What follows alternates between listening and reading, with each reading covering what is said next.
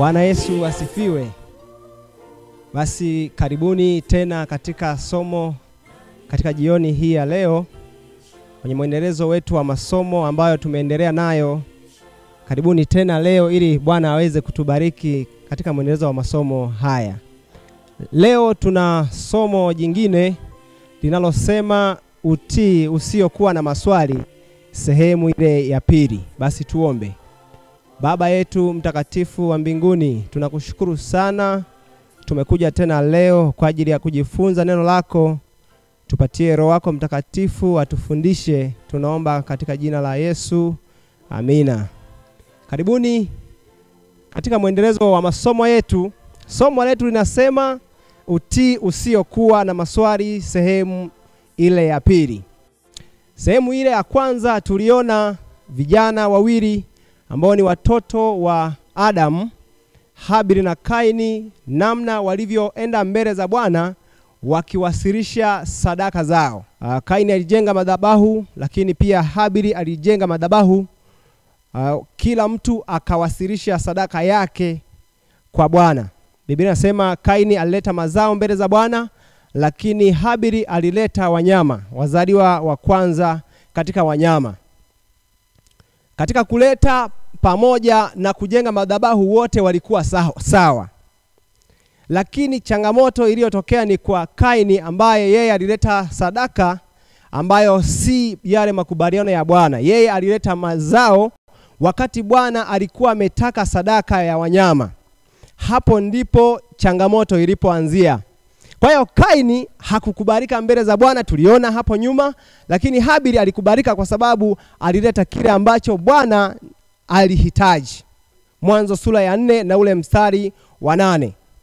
Kwa hiyo tuliona kwamba waliwasilisha sadaka ndio, walijenga madhabahu ndio, lakini mtindo wa kuwasilisha sadaka ilikuwa ni tofauti na kila ambacho Bwana alikuwa ameshasema. Na ndiyo maana kukawa na changamoto ya kukubaliwa na kukataliwa. Wakristo wa leo, ndugu zangu, wakati mwingine tunatoa nusu. Hatutoi kila ambacho Mungu anataka. Hatutoi maisha yetu kamili. Hatutengenezi mtindo wetu wa Kikristo kamili. Inawezekana wakati mwingine unaacha wizi, lakini bado wewe ni msengenyaji. Inawezekana unaacha usengenyaji, lakini bado wewe matendo yako sio mazuri mbele za Bwana. Ndicho alichokifanya Kaini. Yeye akajenga madhabahu vizuri, na mwenzake akajenga madhabahu, hiyo ilikuwa vizuri, lakini akaleta sadaka vizuri, lakini sio ile sadaka ambayo Bwana alikuwa ameihitaji. Kwa hiyo matoro yake yakawa ni nusu. Kujitoa kwa Kaini kukawa ni nusu, sio kikamilifu mbele za Bwana. Kwa hiyo jioni ya leo tutaona matokeo mabaya yanavyotokea tunavyotoa nusu ama tunavyojitoa nusu mbele za Bwana. Kile kitabu cha Mwanzo sura ile ya 4 na ule mstari wa 8 tutasoma hapo. Mwanzo sura ile ya 4 na ule mstari wa 8. Nasema Kaini akamwambia Habili nduguye, twende uwandani. Kaini akamwambia nduguye Habili, twende uwandani. Uwandani ni eneo ambalo liko wazi. Uwandani litumika kama eneo la mapambano. Kwa Kaini akamwambia ndugu yake Habili, twende uwandani, mahala pasipokuwa na chochote, mahala penye uwazi.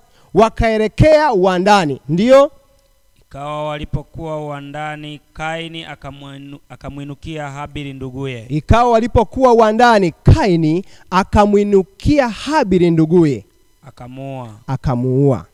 Kwa nini alimuua? Alimuua kwa sababu tu ya matendo yake mema. Katika kile kitabu cha Yohana, waraka wa kwanza wa Yohana sura ile ya 3 na mstari wa 12 naeleza hapo kwamba yeye Kaini alimuua ndugu yake si kwa jambo lolote, lakini alimuua kwa sababu ya matendo yake mema. Habili yule mtenda mema akalala mauti. Habili yule ambaye aliuelewa vizuri mpango wa ukombozi ulioelezwa katika kile kitabu kile cha Waebrania sura ile ya 9 na ule mstari wa 22 unasema pasipo damu hakuna ondoleo la dhambi. Kwa hiyo kuwa mwaminifu sio tiketi ya kutokulala mauti. Kwa Habili akalala mauti pamoja na uaminifu wake. Watu wengi leo, Wakristo wengi leo wanaamini kuwa akiwa mtenda mema yeye hawezi kulala mauti. Sasa Habili alilala mauti pamoja na kuwa mwema. Alilala mauti pamoja na kuleta sadaka iliyokamilika mbele za Bwana. Alilala mauti pamoja na kuwa mkamilifu mbele za Bwana. Habili akalala mauti. Hata kama wewe umeona ni bora upeleke mazao, lakini Bwana ametengeneza mtindo wa utoaji kutoa wanyama, kwa sababu mtindo ule uliwakilisha Kristo. Ulionesha mpango wa ukombozi ambao Kaini hakuwa na mpango nao kabisa. Mstari ule wa 8 inaeleza kwamba Kaini akamwambia ndugu yake twende uwandani. Wakafika uwandani, akamwinukia akamuua. Kwa hiyo leo, jioni ya leo, kuwa Mkristo sio tiketi ya kutokupata mabaya. Kuwa Mkristo sio tiketi ya kutokupatwa na magonjwa. Inawezekana ukawa Mkristo mwaminifu lakini ukalala mauti. Msomaji, endelea ule mstari wa 9. Bwana akamwambia Kaini, yuko wapi Habili ndugu yako? Yuko wapi Habili ndugu yako? Akasema sijui. Bwana akamwambia Kaini, yuko wapi Habili ndugu yako? Kwa nini Bwana alimuuliza Kaini? Hivi unafikiria Bwana alikuwa hajui Habili yuko wapi? Alijua Habili yuko wapi, lakini Bwana alitafuta toba ya Kaini. Bwana alitafuta namna gani Kaini anaweza akaeleza kila alichokitenda kwa ndugu yake. Anamwambia mimi sijui. Mimi ni mlinzi wa ndugu yangu. Mimi ni mlinzi wa ndugu yangu. Anasema mimi sio mlinzi wa ndugu yangu, mimi sijui. Na wakati huo anajua alichokitenda. Endelea. Akasema umefanya nini? Kana kwamba Bwana hajui kilichotendwa na Kaini. Anauliza umefanya nini?